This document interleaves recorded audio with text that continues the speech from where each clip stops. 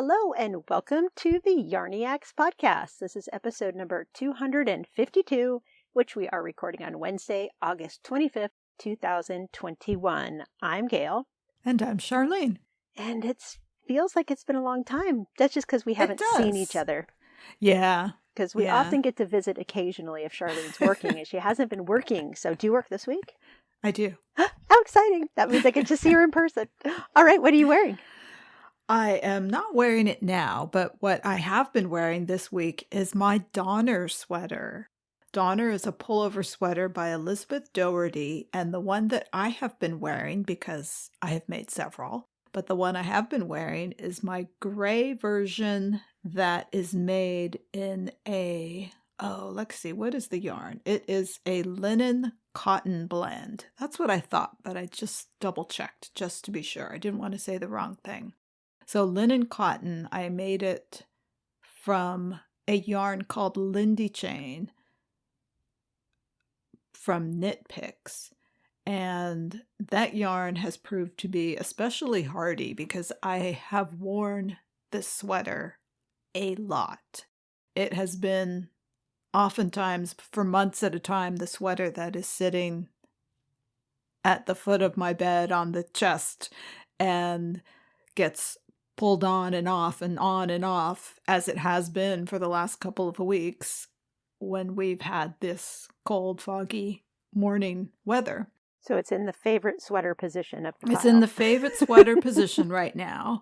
And I knit mine almost exactly 5 years ago. It's been 5 years? Yeah, if you can believe that. I completed it in August of 2016. Wow. And it's, as I mentioned, it's a Positive Ease pullover sweater that's knit from the top down, and it has a textured striping scheme across the entire sweater, which is probably my favorite type of thing on a sweater. I prefer textural over color work usually, and so I really love this one, and that's why I've made it several times. But I have to say, the saddest thing for me is that when I was looking up the information on this, I looked at my project page, and it made me really sad because I remember when I finished this sweater, it was a recording day, and we were recording that day down at the harbor. I remember. And I was so excited that I finished this sweater. I was jumping around wearing this sweater, and you were taking photos of me. And there was a picture of me jumping in front of the water, and it just makes me sad because we're not doing that this August. I know. Maybe next August. Yes. But I truly love this sweater.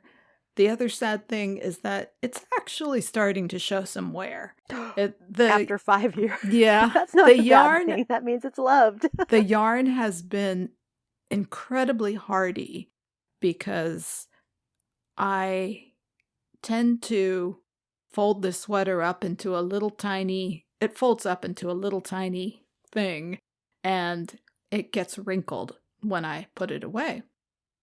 And instead of pulling out an iron, because it's linen, I just sprinkle it with a bunch of water and toss it in the dryer for 3 minutes. Nice. So I can't tell you how many times I've done that over the years, and still the yarn looks fresh and good. And the sweater, for the most part, does look pretty good. I think I have a more critical eye than most people, and so I'm looking at it, and I can see snags all over the sweater.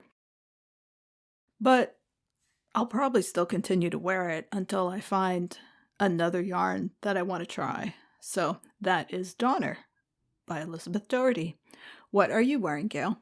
Well, I was chuckling to myself when you said you prefer textural stripes, which basically means in the same color usually as the main color of your sweater versus colored stripes. Mm-hmm. Well, the shelf directly in front of my eyeballs, I have 9 sweaters, and of the 9, 4 of them have some type of colored stripe.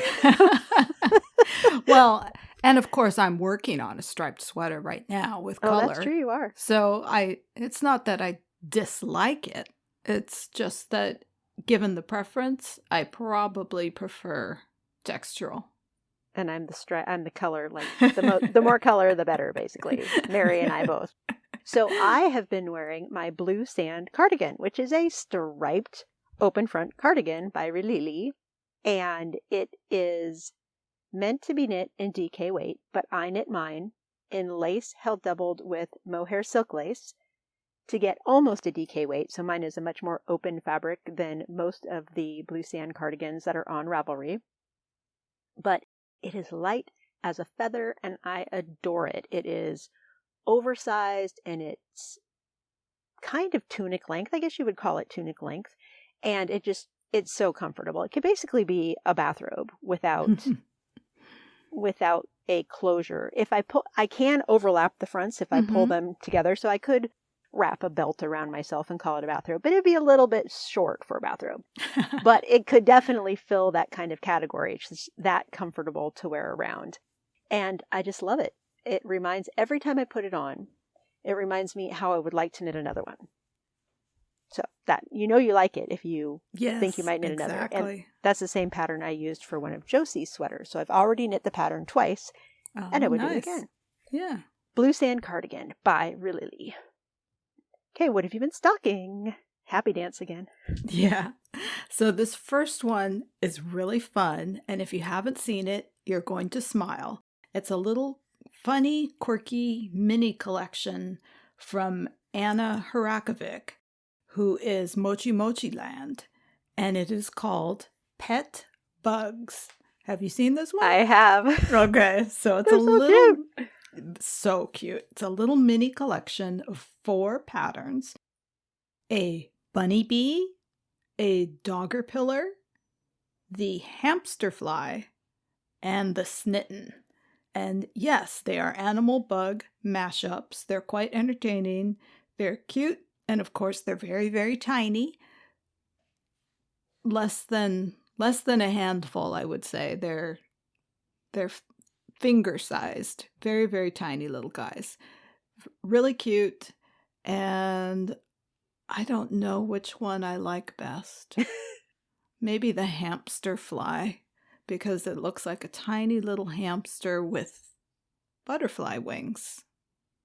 Oh, I'm glad you said butterfly wings, because all I could think of was a regular fly, which was making me not think it would be very cute. Oh, no, it's now got I like colorful pink and purple wings. So I'm saying butterfly. Yeah, and then the snitten has a face of a kitten with the shell of a snail. The bunny bee has the face and ears of a bunny with the little bee body that's striped. And the dogger pillar is a little dog-faced caterpillar. So cute. They're really cute. Very creative, too. Very, very creative.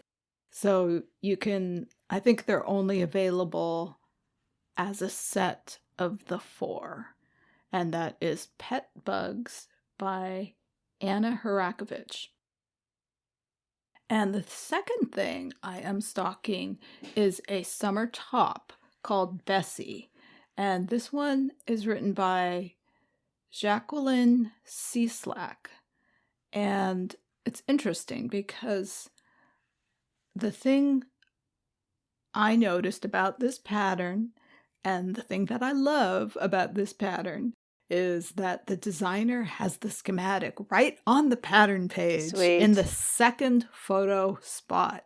So we had talked a little bit last week about schematics and how important they were, and how I really do refer to the schematics. And I had looked at this pattern page, noticed right away that that schematic is right there, and that drew me in, made me look again at this pattern, because at first I wasn't sure that I really liked it, because the sample on the pattern page is very, very short, and I don't particularly care for very, very short tops. But because the schematic drew me in, I did a deeper dive and looked at projects, And once I looked at the projects, I was hooked. I really liked it. Well, I mentioned the shortness of the top, but actually, I think the main thing that I wasn't liking was the big wide neckline on it. And then when I did the deeper dive and looked at projects, I saw that people had much more fitted or smaller necklines, which were much more to my liking. And then that drew me in to read the pattern page that says the designer has instructions to change the neckline so that you can have, let me read it. Oh, she has several different options for fitting. The design features top-down circular yoke construction, optional custom fit bicep, instructions for adjusting the neckline to get your dream on or off the shoulder fit. And the pattern includes 10 sizes and 2 video tutorials for finishing details. So it seems very thorough. There's a lot of sizes. And on the projects of folks who have made the smaller neckline, the other thing I noticed is that it looks a little gathered. And do you remember a couple episodes ago, I kind of jokingly said, oh, are peasant tops back in? Mm-hmm. So this one kind of has a little bit of that vibe if you make the smaller neckline, because all the fabric is still there, but with the smaller neckline, you get a little bit of a gathered fabric look, which kind of reminds me of the peasant top again. So interesting. Yeah, I think they must be back in, or tops inspired by that look at any rate. So lots of options. The size range goes from 36 to 72.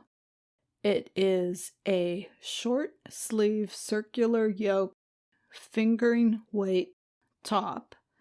I guess you could probably knit long sleeves if you wanted to. And then since it's knit top down, you can really make it any length. Although, like I said, the one on the pattern page is almost a crop top because she's wearing it with a long dress. And so she's got that short top over the long top or long dress look, which is really quite cute. But yeah, the schematic drew me in. Nice. Yeah, so that is Bessie by Jacqueline Cieslak. And then the last thing I am stocking is something completely different. It is called Hand-Formed Coiled Bowls by Cindy Pylon. And these are so cool. What you do is, what I think you do from the pattern page, what it sounds like you do, is you knit and felt I-cord.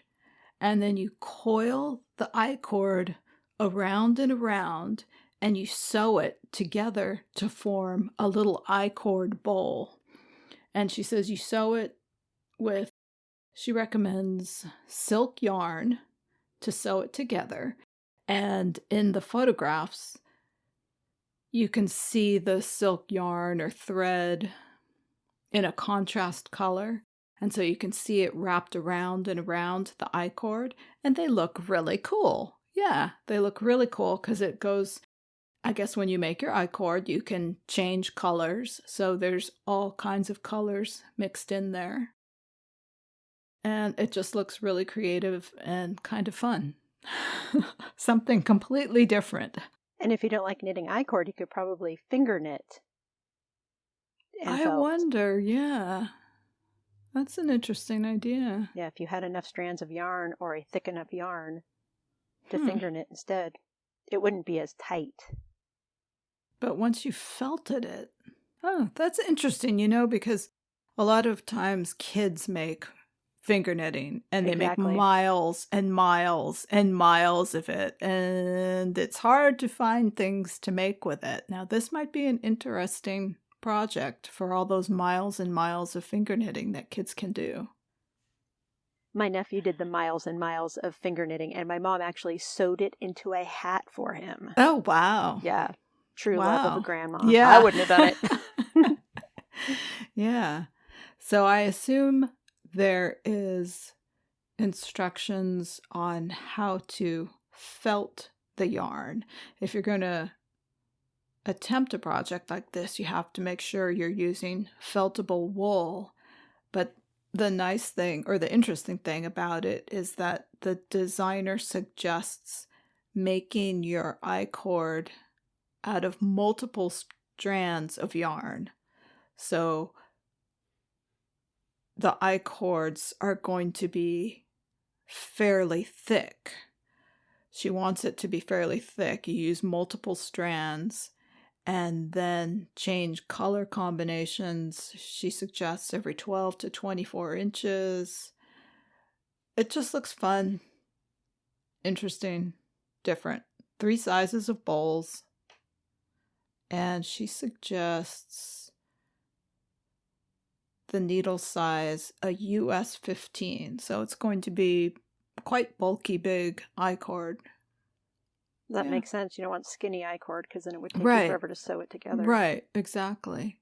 So it looks fun. The bowls are really cool looking. That is Hand-Formed Coiled Bowls by Cindy Pylon. What are you stocking, Gail? Well, I have a tumultuous whirlwind knitting fantasy knitting project that I don't know if I'm going to knit it or not, but Charlene's already heard a lot about it. Everybody who was on our Zoom meetup on Saturday heard a lot about it. I saw a new to me pattern called Shoji by Nora Gone, and Nora Gone always has amazingly cool knitwear garments and such. So either she has cables or lace or an interesting construction. And I don't think I've ever knit anything by Nora Gone in all of these years, but I've admired many of her garments and such. And Shoji is a cocoon cardigan, and I'm going to read the description from Ravelry because I cannot do it justice. It says, wrap up 2 elegant ways in the same cocoon cardigan. With the ribbed edge upward, Shoji features a shawl collar, 3/4 length sleeves, and a garter hem deeply split into tails at the center back. Turn it upside down, and the fronts hang with an intriguing zigzag. The sleeves bare your elbows, and the ribbing curves gradually below hip length. The knitting is simplicity itself, a long rectangle of pebbled texture stitch folded and sewn into the final shape, with stitches picked up for the double-ribbed collar after assembly. So the pattern is written for Brooklyn Tweed's Arbor, which is a DK weight woolen spun 100% targi. So it's a different yarn than most of us are used to knitting with. It's going to give probably a better stitch definition for that pebbled texture. It's also going to be a lighter DK than most DK weights because of the woolen spun nature of the yarn. So I saw this and I fell in love immediately, fell in love hard and thought, oh, it's so pretty. I would love to knit this. Instantly went looking through my stash, and it takes a lot of yarn. A lot of yarn. A yes. lot. And I thought, okay, maybe I have enough of my Madeline Tosh Aran, which is one of my hoarded stashes because they don't make it anymore. But I don't have enough of any of those. And then I thought, oh, wouldn't it be so cool to make a rainbow version of this? Because remember, you knit a giant rectangle in the pebbled stitch, and then you fold it origami style and seam it, and then you pick up and do the ribbed collar. So I could do a striped rainbow masterpiece and then do a gray ombre collar. And I just fell in love with this idea. However, there were some problems with the idea. The first problem is that the yarn that I would use for the rainbow look is Knit Picks, and it's a cotton acrylic blend, I believe, and it's a speckled, beautiful, soft yarn. It's amazing. But my thought was, it's going to grow. It's cotton. It's going to stretch. It will never hold its shape. It won't work. And on the Zoom meetup, everybody convinced me that that wasn't true because the actual construction of the yarn and the fibers in the yarn, it would hold its shape. Okay, so that problem solved. So second problem, I would have to buy more yarn because I have several skeins already of this base, but to make the full rainbow, I'd need 3 other colors. And to do the ribbed gray ombre collar, I'd need 2 other grays. And then I thought, well, that's not such a bad thing because the extra, I could knit something for Olivia in rainbow. And she loves rainbows too. So that would be a really cool thing. So problem number 2 may be solved if I want to buy some more yarn. And then I was dumb enough to ask 2 of my children for their opinions. And Charlene laughed at me and she said, you really ask their opinions and you care about their answers. I do, because I have no fashion sense. I have no innate ability to decide if something should or should not be worn in public. So I asked Max and Alex, and they both said, no, don't do it. And I thought, but I really, really, really want to. And so Max's response was, okay, you really like it, so you should do it. I'm like, wait, don't just say yes because I want you to say yes. Do you think I should or shouldn't? And after a lot of back and forth, he said, no, you really should. It's a cute sweater. Alex just said, I really don't think you're going to wear it. So she wasn't just saying that she didn't care for the sweater design, but that she didn't think I would wear it. So why invest all that time? So I've been going back and forth in my head. This has been occupying a lot of my brain space the last couple of days. Fantasy knitting. Exactly. And Charlene and I were texting about it on Sunday, and she said, well, the yarn's not going anywhere. Just give it some time. Think about it. But what was the first thing you asked me, basically, when we started talking about knitting? I don't remember. I asked you so many questions. But you said, what did you decide about that sweater? And I thought she was talking about Live Light because it kind of stretched across my shoulders. So that wasn't what she was asking about. So then I thought she was talking about the hooded shawl cardigan, which is blocking. No, that wasn't what she was talking about. We're both knitting the long summer cardigan. No, that wasn't what she was talking about. She's like, no. The one you were talking about this weekend. I'm like, oh my gosh, let's just wait until we're recording to talk about it. So it's obviously been on your mind a little bit too. It has, because I'm intrigued by that yarn. Because the things you were concerned about, the stretching and just the general cottoniness of it, I read reviews on Ravelry and on the Knit Picks website, and they're overwhelmingly positive for this yarn. Charlene's researching it for me too. People said it didn't pill, which I don't believe. How could there be a yarn that doesn't pill? I'm going to say it pills a little bit. And as for stretching, I'm wondering if the acrylic content just is high enough that it helps the cotton keep its shape. Mm-hmm. So, I haven't decided is basically the end result still. Haven't decided. That's fine. Yeah, the yarn's not going anywhere. Yeah, the yarn's not going anywhere. It's not on sale. You're not in a rush position. You're really in the best position that there could be. I hate rush shopping. Mm-hmm. You know how much I hate rush shopping. Yeah. So. And my patience is always limited. I've never been a patient person. So the fact that I'm actually thinking about it and not just doing a knee-jerk must knit it is probably a healthy thing for me. Well, you have enough things to knit in the meantime. Obviously, but when does that ever stop me? So hopefully I will get some opinions from those of you listening. We will link the shoji pattern in the show notes as always. So when you're listening, you don't have to write down pattern names.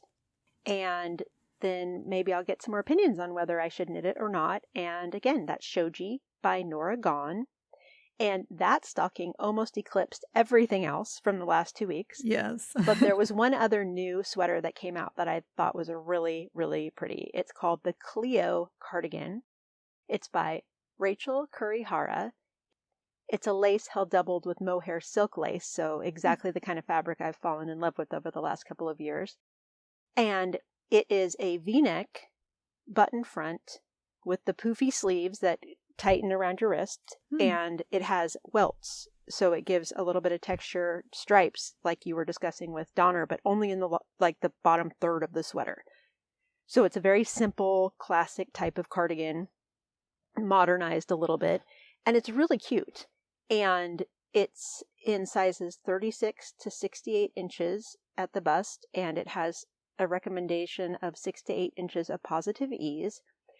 And one of the interesting things about it is that it is knit with a mohair yarn that is actually 40% acrylic, 30% mohair, and 30% nylon.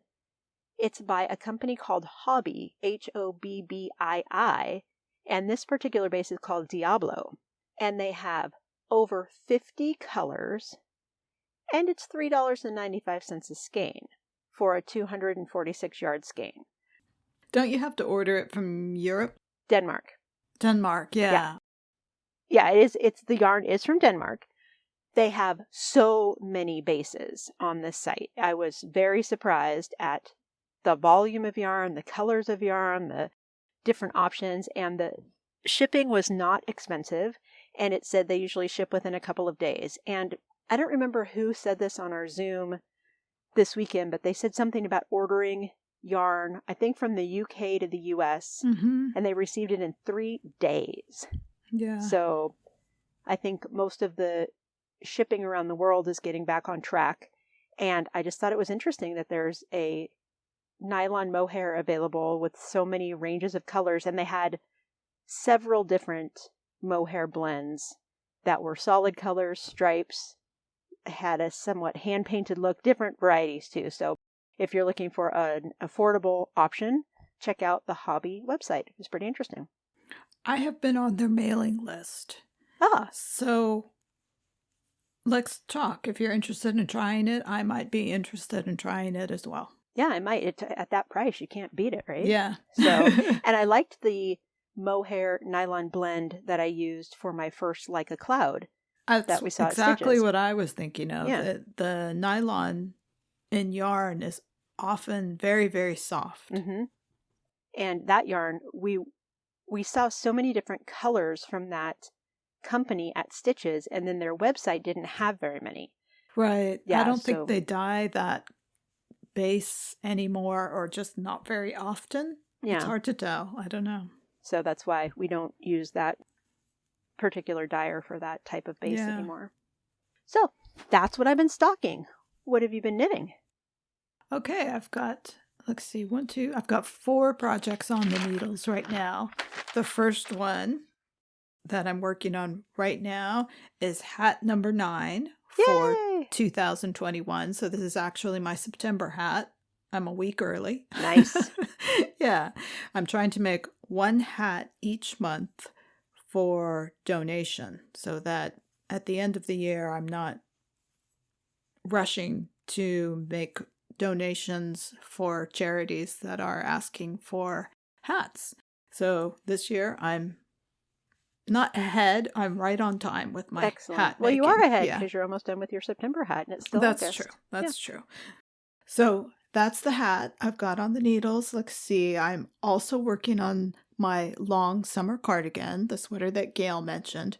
This is going to be a long-term project because I have somewhat put it aside and picked up a test knit for Elizabeth Doherty. She was looking for test knitters for a new textured pullover that I couldn't resist.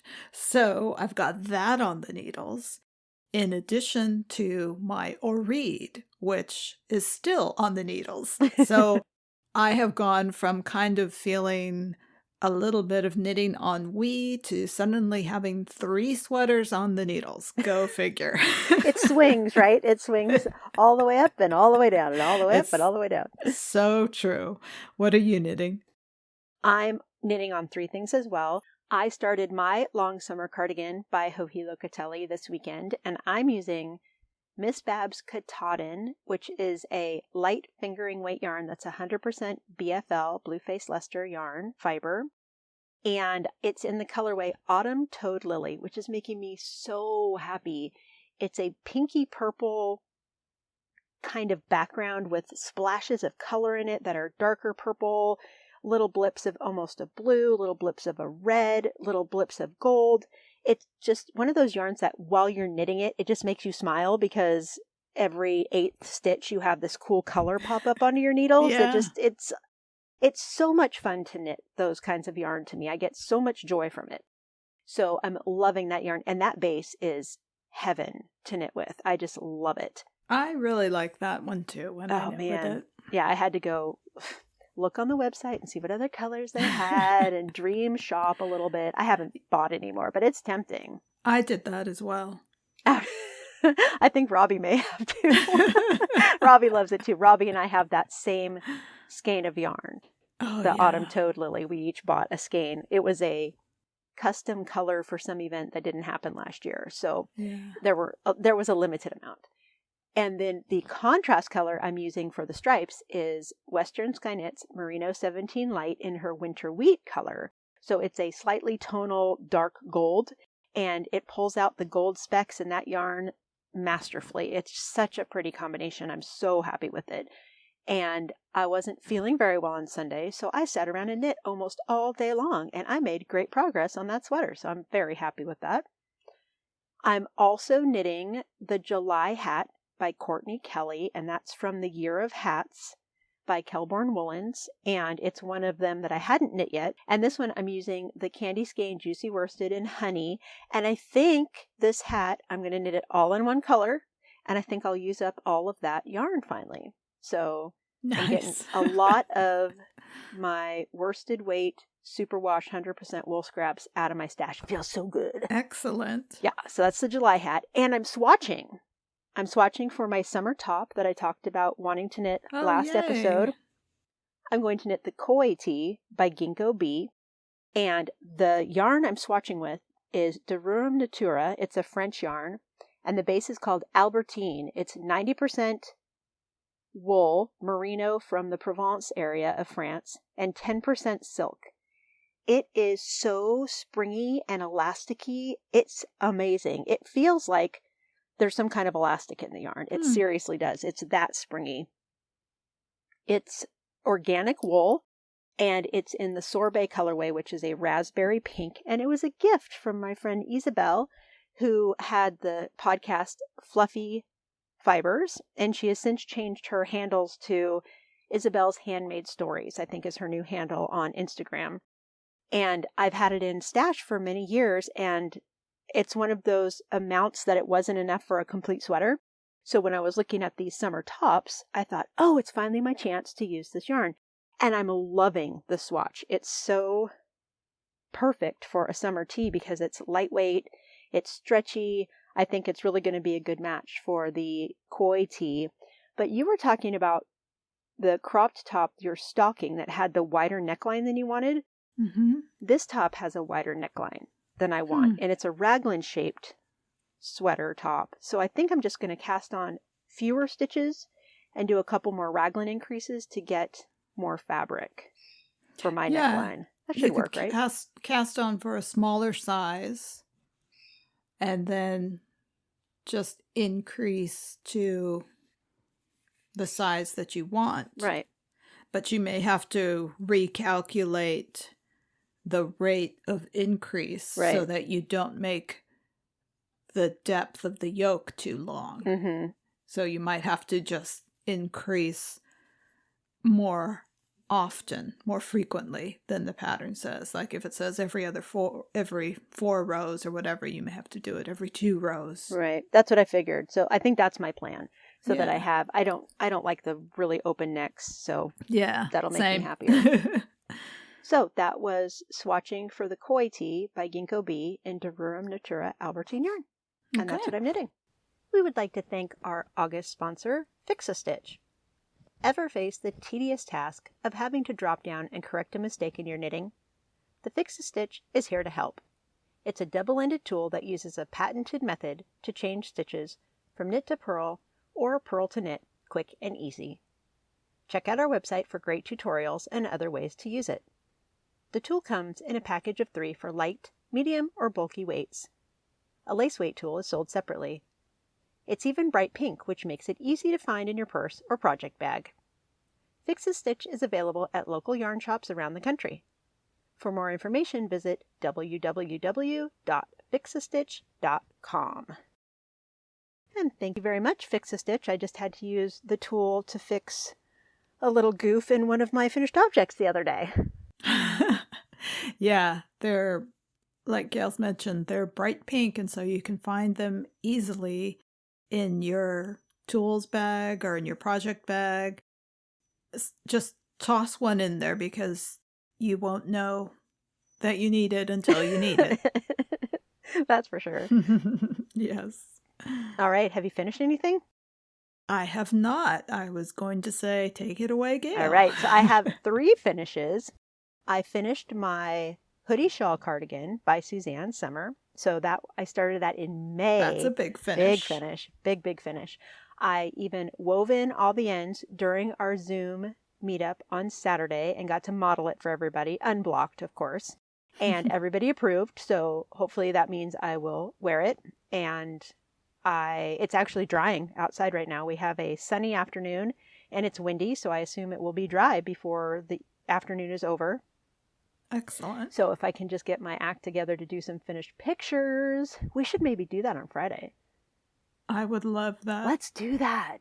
Okay. Excellent. Okay, it's a plan. Finished object pictures coming because I owe pictures on several sweaters. So that's a very good plan. That makes me happy. Oh, I tried to take pictures of my Susurrus the day Max left for school. Mm-hmm. Right before we left town, I said, please take some pictures of me in this sweater. And I put it on with my new overalls over it, and I was feeling all stylish. That little creep took really, really bad pictures. Really bad pictures. I had to just throw them away. So his friend and I were giving him grief the whole way to San Francisco about how he couldn't just take his time and do a nice job for me. So, little creep. Not everyone is a photographer. Oh, he is a photographer. He just didn't want it. He wanted to leave. He didn't want to take pictures. So that's why I'm calling him a little creep. So that was the first finish, the hoodie shawl cardigan. And the second is my 13th hat of the year, which is my 4th hat for the Hat for Sailors project. And it's no pattern besides whatever I just cast on a bunch of stitches and then did decreases in 4 points at the top. What makes this one cool is that I used Liberty wool, which is discontinued, unfortunately. And Liberty wool is 100% wool, worsted weight, it is superwash. And it is a color-changing yarn. It slowly changes colors. It doesn't change colors in a really organized fashion. So take a look at my pictures of the finished object. It's really pretty. And I keep saying these hats are pretty. I'm assuming that a ship with 6,000 sailors, there are going to be people who want different kinds of hats. So yeah, I think that's safe to say. There will be homes for all of the hats I'm knitting. But that's what I really like about this one are the colors and the way it looks striped. It's just really a cool, striking hat without a special pattern. It was super easy knitting. And the next one is my 14th hat of the year, the 5th hat for Hats for Sailors. And this one I did use a pattern. It was the Boreal Forest Hat by Renee Callahan. And I'm kind of disappointed with this one. I knew before I cast on that it looked like a short hat. So it's a colorwork hat. It uses 3 colors. And you could tell by the finished object pictures that people were really tugging it down to fit their head. Oh. So that's what I mean by a short hat. It doesn't sit low on your head. So I actually knit my brim longer to compensate for that. I typically try to do a folded brim on most of the hats that I knit to keep ears warm, but this one I did it just to get extra length in the hat, and it just kind of looks silly to have this really long gold brim and then it looks like just a little bit of color work at the top. So not in love with it, but again, with 6,000 sailors, someone's going to have a small head, and then they'll be able to wear it with the brim folded up probably, and it will look just fine. So that's the Boreal Forest hat. And if you're planning to knit it, just take into account that you might want to knit a larger size for a smaller head. But the pattern was great. It was really nice color work knitting. I wish that I'd reversed my colors around a little bit, But other than that, it's really a pretty hat. So there we go. 2 hats and a sweater. Woohoo! Feeling pretty Yeah, good. that's great. Yeah, definitely. Definitely. All right, so we're going to revive something, aren't we? Yes, we haven't done yarn reviews in a long, long time. And we have the opportunity to revive this segment a little bit for 2021, update it a little bit. And we just wanted to highlight some new to us yarns. Yeah, Eat, Sleep, Knit, the online and brick and mortar store that's in Dallas, Georgia. Emily reached out to us and said, hey, would you be interested in checking out some of our yarns? And of course we said, heck yeah, who wouldn't be interested in checking out some new yarns? So she sent us what she called a box of pretties. And Charlene and I took a look at these skeins of yarn and kind of picked the ones we wanted to talk about. And do you want to go first? Yeah, I just wanted to mention that because of the state of the economy right now, I think our whole industry is in a little bit of trouble, and small businesses especially are in danger. And it's harder than ever for yarn shops, brick and mortar yarn shops, and for indie dyers who sell online to show their yarns, and for us as consumers to touch and see the yarns. And it's just something that we have to consider when we need yarn, how and where we want to support dyers, small businesses, that kind of thing.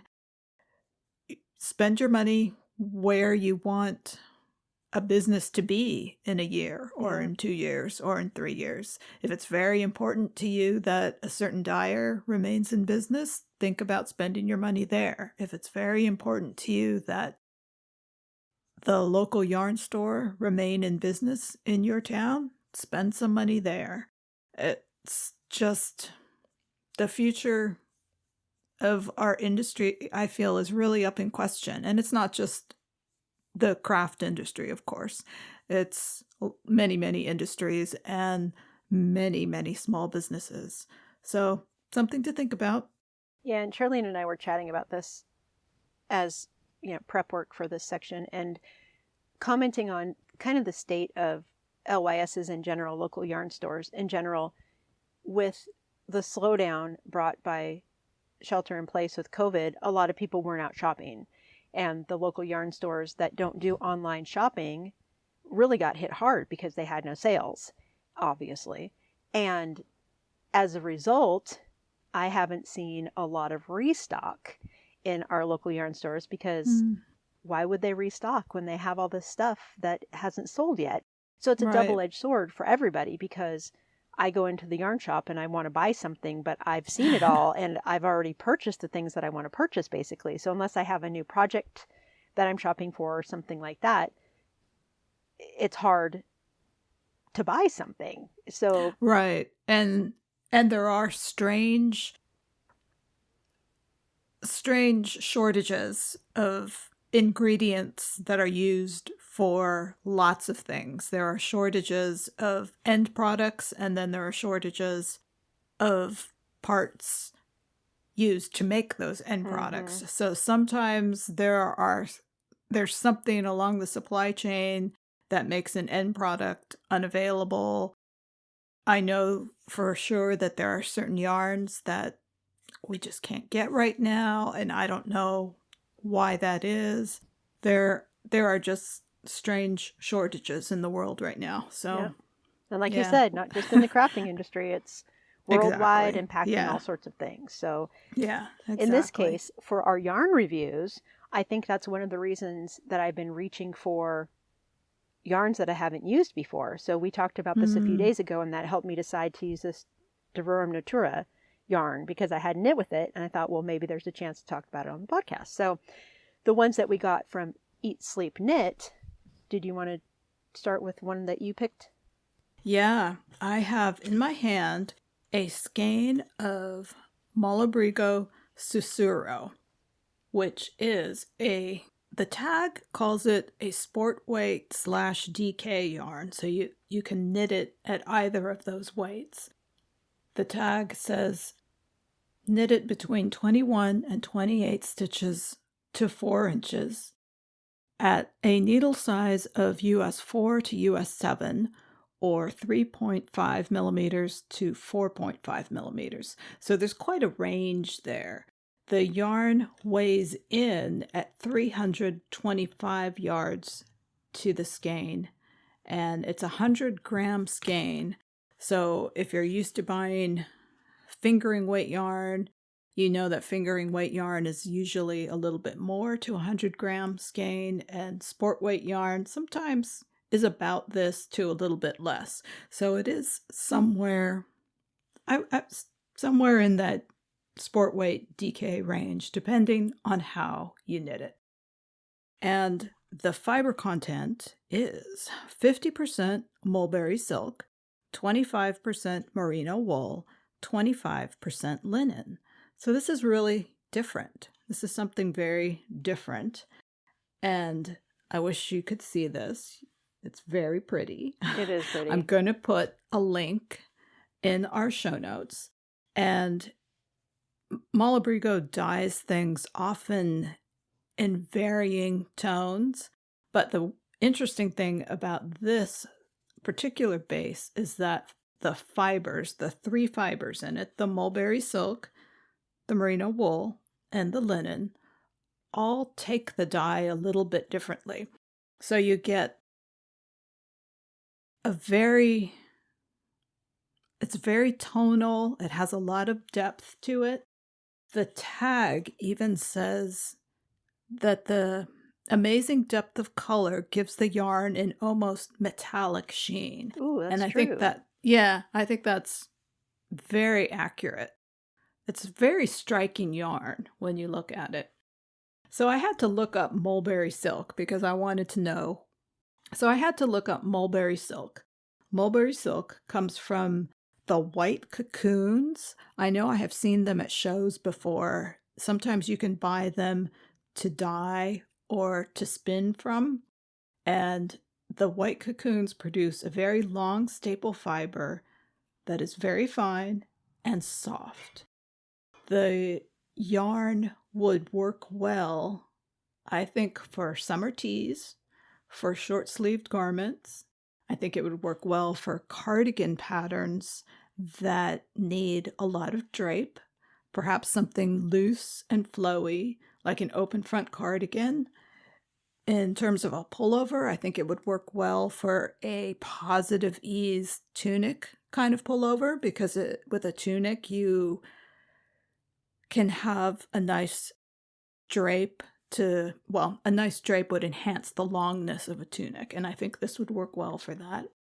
I would avoid fitted garments, such as a fitted sweater.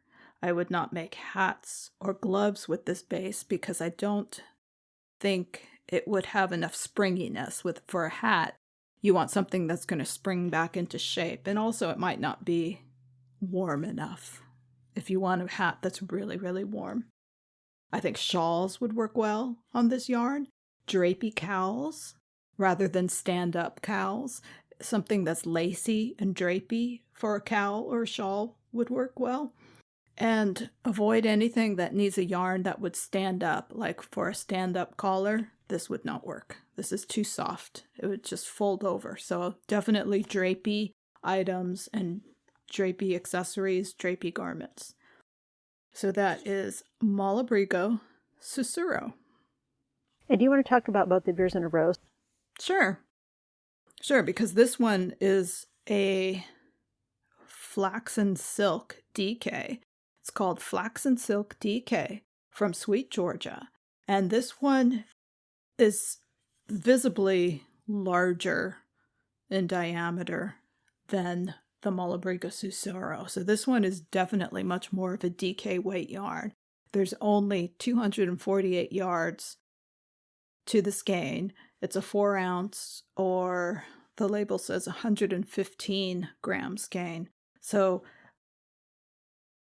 slightly larger diameter yarn than the other one.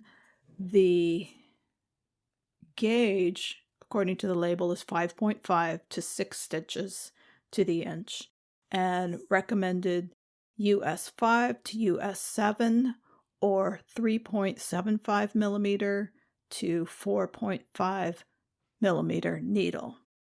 The fiber content on this one is 65% silk, 35% linen.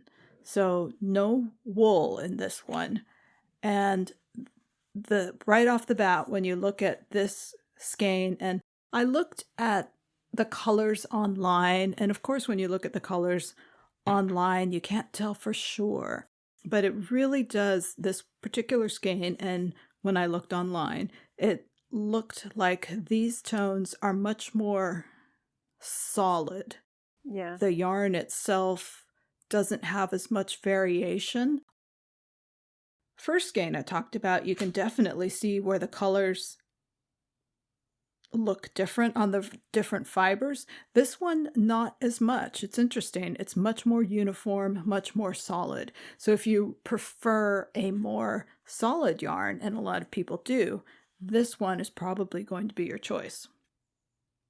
I also recommend this one based on the fiber content for summer tees, drapey cardigans, shawls, drapey cowls. Like the first one, I would avoid fitted designs or designs that have standing collars or anything that you want to fold over, or something that, like a hat that needs to stretch back into shape. I wouldn't recommend it for gloves or hats. But I do think it would make a really nice summer tee. And there are surprisingly a lot of patterns that are calling for DK weight yarns for summer tees. That surprised me too. I've seen a lot of them. Yeah, I have seen a lot, and there haven't been a lot of options on the market that I have seen. And this one, I think, fills the bill. It really does. It's really pretty too. It has that nice glow from the silk. Yeah, it does. And the color that we have is cherry, and it's so pretty. It's gorgeous. It's kind of a cross, or somewhere in the middle between a nice bright pink and a red. Somewhere in the middle there. Gorgeous. Somewhere in the middle, called cherry. So those are two summer yarns that I have fallen in love with, and I really think would be nice for garments. All right, and the two that I picked out of the box of pretties are Dream in Color is the dyer, and this base is called Jilly. It's 100% superwash merino in a fingering weight. It's a single ply yarn, and it's very colorful. The colorway is called Riot Girls, and it has light pink, dark pink, a light gray, greens, a little bit of blue, some purple. It's gorgeous. And it knits up into a really pretty fabric. I looked up some finished projects with this colorway, and it's really, really pretty. And like most fingering weight single ply yarns, it has about 440 yards to the skein, and it says 4 ounces. So I'm guessing approximately 100 to 115 grams. And the second one I picked is Moondrake & Company, a new to me dyer that I hadn't heard of. And their base is mohair lace, and it's 70% kid mohair, 30% mulberry silk. And this colorway is called Vintage Deep Violet, and it's tonal pinks that almost go into a little bit of purple. And this one is 50 gram skein, 460 yards. And the reason I wanted to talk about them both together is because of the craze that Charlene and I both are a part of holding a fingering or lace weight doubled with the mohair silk lace weight. So I would knit these two held together. And the pink of the mohair silk combined with the lovely chaotic colors of the Riot Girl would really be gorgeous. So my thought process went to, what could I knit with these two held doubled? And so I looked up different projects with that range of yardage in mind. So, of course, Charlene and I have knit many sweaters with these types of yarn held double, like Love Note is one of the most popular sweaters for fingering and mohair silk held doubled. Ranunculus is another one. I also knit Chana last year with those two held doubled. Lots of different sweater projects out there. But I was looking at the smaller projects, and some of them are even in my queue. One of them is the Bits and Bobs Cowl by Kay Jones, which I attempted to knit last year, didn't quite get the cast on, and just gave up because I didn't really care to try at the moment. But this would make a beautiful version of that Bits and Bobs cowl, and it's similar fisherman type rib for the Bits and Bobs blankets that Charlene and I have both knit. The second one that would work really well, that's also in my queue, and I purchased the pattern, is the straw flower shawl that I stocked a few episodes ago by the designer Senia Nadian.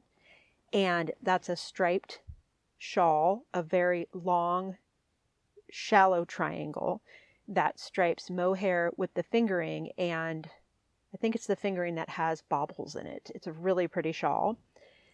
The next one is the Fog Eater hat by Kelly McClure, and I think you stocked that one, Charlene. It's a really pretty hat knit with the two held together. There's also two free patterns that I found that are also in my library and my queue. The first one is called the Artist Hat, and it's by Meiju KP, who is the Oreed designer. Yeah. And it's just a simple slouch hat, very cute. And then the other one is called Twist Miss, and I knit that last year. It's by Espace Tricot, and it's a ribbed hat, but the feature is that it has columns up the top that are twisted rib in kind of a field of pearl stitches. So it's a distinct, really pretty type of hat. And then summer tops would also be really good for this combination of yarn. And one that I've been looking at a lot lately is called the Rock It Tee. That's ROCK space IT space T, not rocket like takes off in a space rocket, by Tanis Lavallee. And that's a really popular pattern right now. And our friend Joanne knit one recently. And if this summer top experiment of mine works out, I think the next one I knit might be the Rocket Tee. And oh, fun. Yeah, I don't know if you could get away with just one skein of each to knit the tee, but you might be able to depending on your size.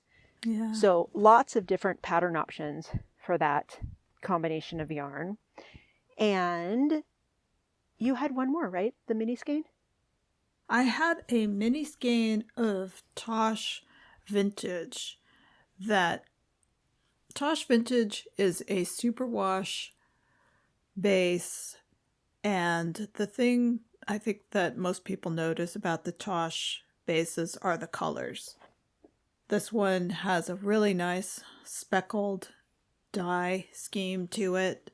Really nice, and not too much that I can say about this other than, let's see, it's one of their mini skeins. So I'm going to incorporate it into a hat. I know mini skeins are popular for all kinds of things. So the Tosh Vintage ones, you can buy a group of them and use it for accessories, edges of sweaters, that kind of thing. But really, it's the dyeing that stands out to me about the Tosh. And wasn't that one of their custom colorways? I think this was, yeah. It has these really cool blips of like highlighter yellow. Yes. Yeah, it's really cool. Yeah, speckles, blue and red speckles on the pale natural base, and then highlighter yellow streaks throughout. It's gorgeous. Very pretty. And It's interesting that they're offering mini skeins in a worsted weight, because most commonly I've seen mini skeins in fingering weight. Yes, exactly. So that's kind of unique.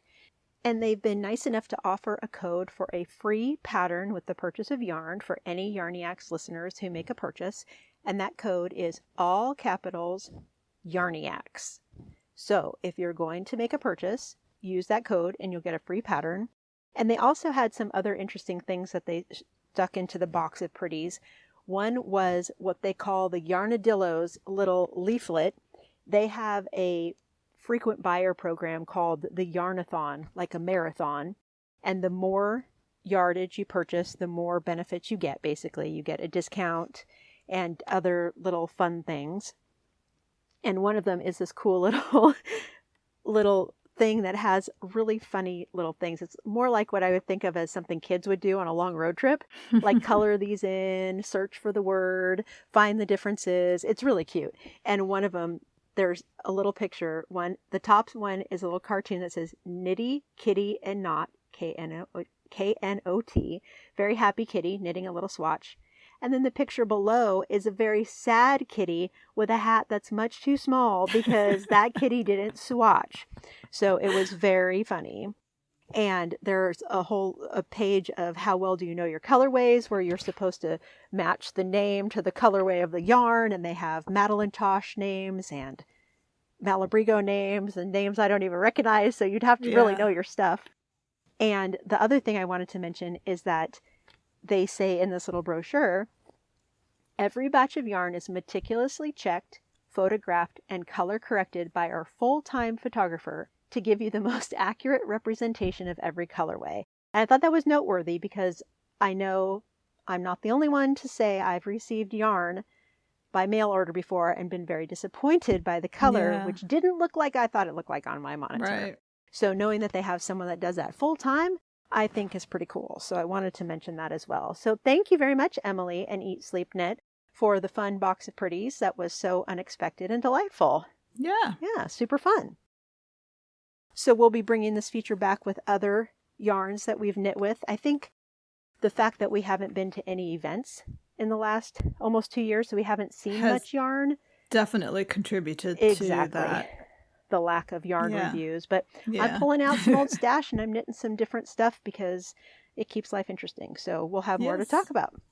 Okay. All right. So please take a look at that shoji pattern for me and let me know, should I knit it or not? Thank you very much for listening, everybody. Happy knitting. Happy knitting. Bye. Bye-bye. You can find our podcast on iTunes at Yarniacs Podcast. Visit our blog with show notes at yarniacs.com. We have a friendly and engaging Yarniacs podcast Ravelry group. My Ravelry name is Knitter Ninja Shar. Gail's is Gaily Whaley. You can follow us on Twitter at Yarniacs or on Instagram at Yarniac and at Gaily Whaley.